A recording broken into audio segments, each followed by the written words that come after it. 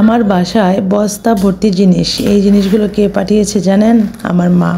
মা ছাড়া আসলে মেয়েদেরকে আর পাঠানোর মতো কে আছে? আসসালামু আলাইকুম এভরিওয়ান, সবাই কেমন আছেন? আশা করি সবাই ভালো আছেন। আল্লাহর রহমতে আমরাও ভালো আছি। ওয়েলকাম করছি আমি আমার আরও আরেকটা নতুন ভিডিওতে। তো সকালবেলা আজকে নাস্তায় ছিল কাঁঠাল দিয়ে মুড়ি। তো মেরাজের বাবার জন্য আমি কাঁঠাল দিয়ে মুড়ি নিয়ে এসেছি, আর মাসফিক বিবি তো দেখে খেলা শুরু করে দিয়েছে। সেই কাঁঠাল আম কোনোটাই খায় না। আর এদিকে হচ্ছে এই তো আমার বস্তা ভর্তি মা পাঠিয়ে দিয়েছে অনেক কিছু। তো সেগুলো আর কি এখন আমি খুলবো আস্তে আস্তে। তো আমি যে বস্তাটা প্রথমে খুলেছিলাম, তো সেখানে দেখতে পেলাম যে মা প্রথমে মাছ মাংস দিয়ে দিয়েছে, তারপর হচ্ছে দিয়েছে আম, মানে এই বস্তাটা ভর্তি দিয়েছে আম। এই আমটা হচ্ছে আমরুপালি।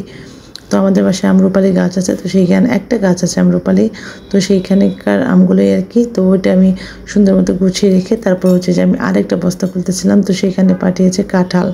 তো কাঁঠাল মেরাজের বাবা খেতে খুব বেশি পছন্দ করে, তো সেই জন্য মা মেরাজের বাবার জন্য কাঁঠাল পাঠিয়েছে। আমি বাবা ছাড়া কেউ কাঁঠাল খাই না। তো দেখা যায় যে মা খুব করে যে মেরাজের বাবা পছন্দ করে, তো কেন বাসায় নিয়ে আসে না সবসময়। যখন আমি বাসা থেকে আসি তখন মা আমাকে কাঁঠাল দিয়ে দিতে চায়, আমি নিতে চাই না। তো মা দেখি যে সিএনজির ভিতরে কাঁঠাল দিয়ে দেয়। তো আবার বাসায় নিয়ে আসলে মেরাজের বাবা খায়, কিন্তু আনাটা একটু প্রবলেম। এই তো এখন আমি সব কিছু গুছিয়ে নিয়েছি। আমরুপালি আমটা খেতে ভীষণ মজা, তো বেশি করে আমরুপালি দিয়ে দিয়েছে। আর ওই একটা কাঁঠাল মোটামুটি একদিনের ভিতরে পেকে গেছে, আরেকটা হচ্ছে যে একটু কাঁচা আছে, ওটা পাকতে একটু সময় লাগবে। আসলে মা ছাড়া মেয়েদের বাসায় পাঠানোর মতো আর কেউ নেই। আর কেউ তো কখনো দেখি না যে কি সুন্দর বস্তা ভর্তি জিনিস পাঠায়, একমাত্র মাই পাঠায়।